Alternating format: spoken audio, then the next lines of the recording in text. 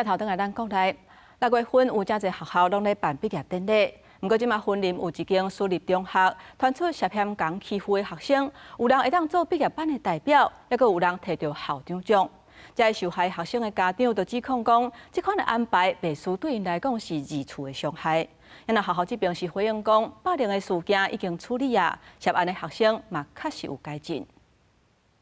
原本应该是甘心的毕业季，所好遭到霸凌的学生几度受伤。云林一间私立中学传出，互捌霸凌同学的学生做毕业代表，个人赢校长奖，受害家长看不落去，决定出面指控。你让那些霸凌者上台领奖，那是不是学校是鼓励说，你们霸凌同学没关系，只要后续你们认错改过的话，那学校一样的会让你们领奖？你们学校是支持霸凌吗？受害学生的爸爸真生气，生气十件捌互同学造谣事情乱，甚至转告霸凌学生，阁继续到成学校社群平台造谣，认为学校安排甲处理态度，因讲是变相肯定霸凌的行为，互查某囝阁一摆受伤害。所以会叫班上其他同学不要跟你有互动。对，我去跟我的朋友讲，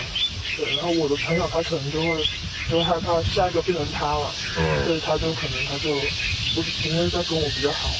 云林教育处表示，学校接到通报了，就马上通知教育处，那个加害学生也承认有用话甲网络霸凌的行为。4月互学校拢记者小组专项伫5月结案。后续就是持续对这个被害人做相关的辅导，并惩处相关的行为人。今年3月霸凌案成立，相关学生记录6月13毕业典礼也互受害家长质疑，短短无到3个月，这小组就消掉。学校发声明指出，涉案学生了后伫校内外有真好的表现，也展现悔过甲改进的决心，拢经完成小组毕业，这代志也依法处理结束。记者综合报道。